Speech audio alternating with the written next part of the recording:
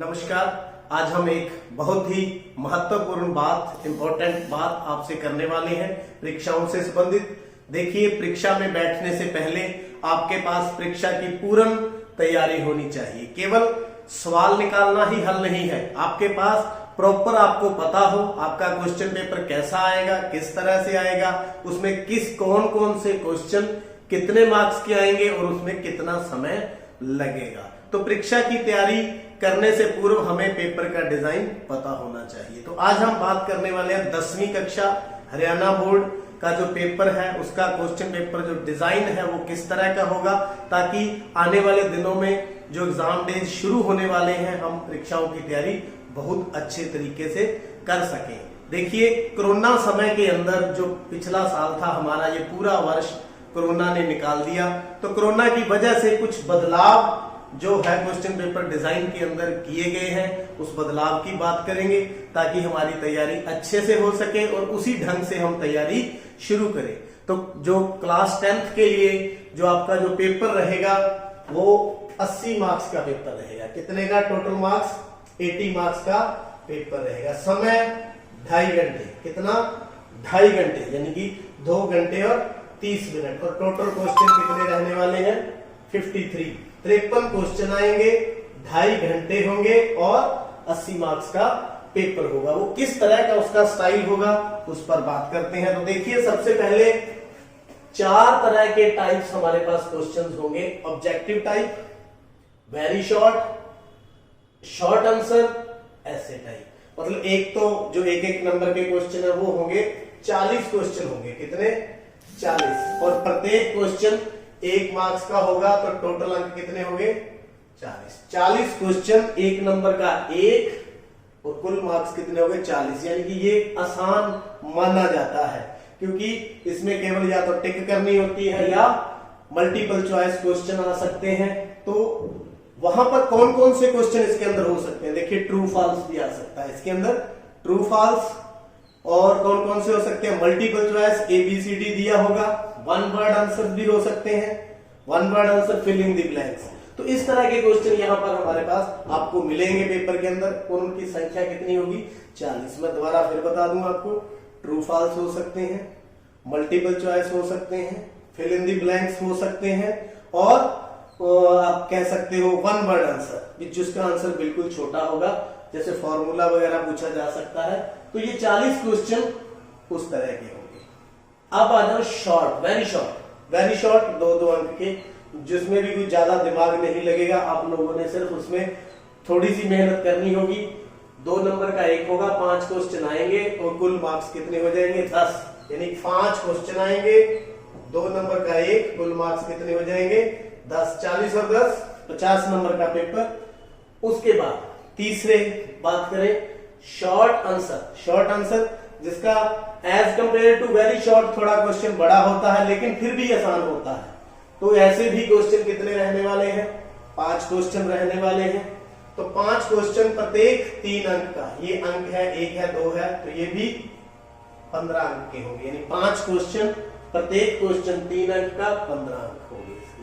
अब आ जाओ ऐसे टाइप। ऐसे टाइप मीन बड़े क्वेश्चन जिसमें हमें थोड़ी मेहनत करनी पड़ती है, समझना पड़ता है और फिर उसको करना पड़ता है। तो ऐसे 3 क्वेश्चन रहने वाले हैं।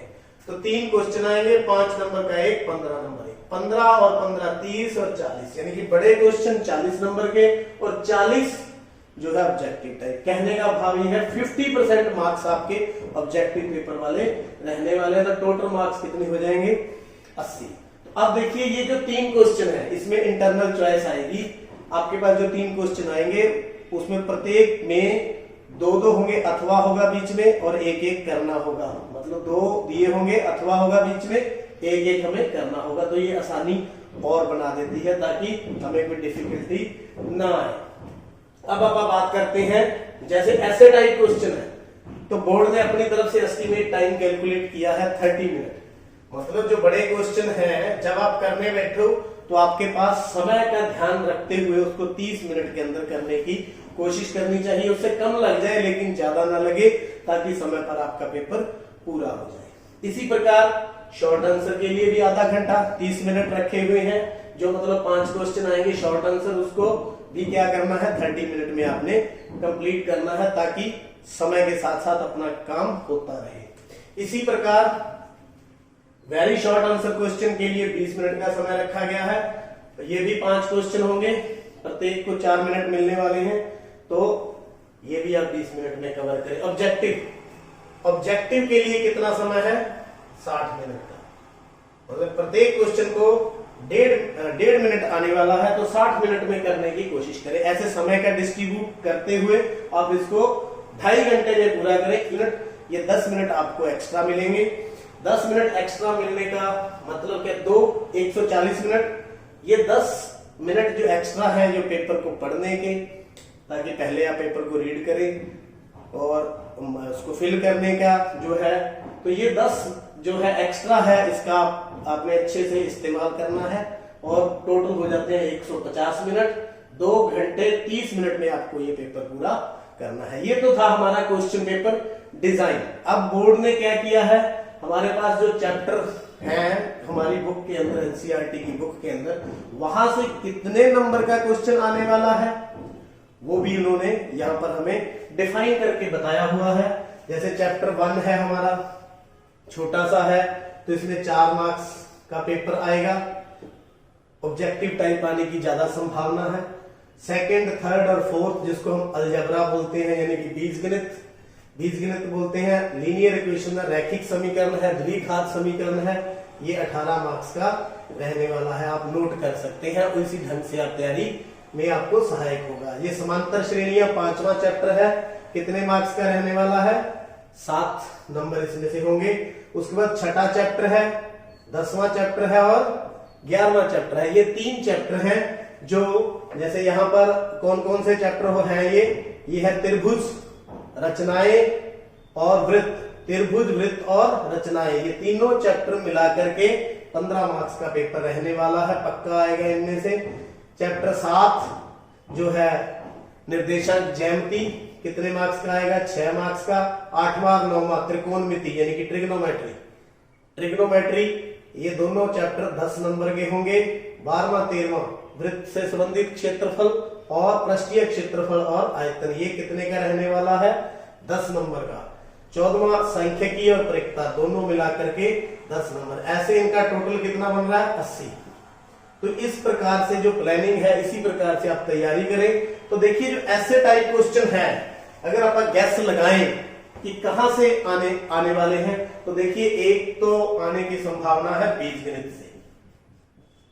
बीजगणित में कौन कौन से चैप्टर आते हैं, ये तीनों, सेकंड, थर्ड और फोर्थ। तो ज्यादा चांसेस कहां से है, तीसरे और चौथे में से, यानी कि द्विघात समीकरण में से आ सकता है। इंटरनल चॉइस में थर्ड 3.6 एक्सरसाइज है, या स्टेटमेंट वाला सम आ सकता है। तो यहां ये हो गया एक। तो दूसरा देखिए 9वें चैप्टर में, यानी कि त्रिकोणमिति, कौन सा, त्रिकोणमिति में से रहने वाला है एक क्वेश्चन, यहां से आएगा, यानी कि ऐसे टाइप।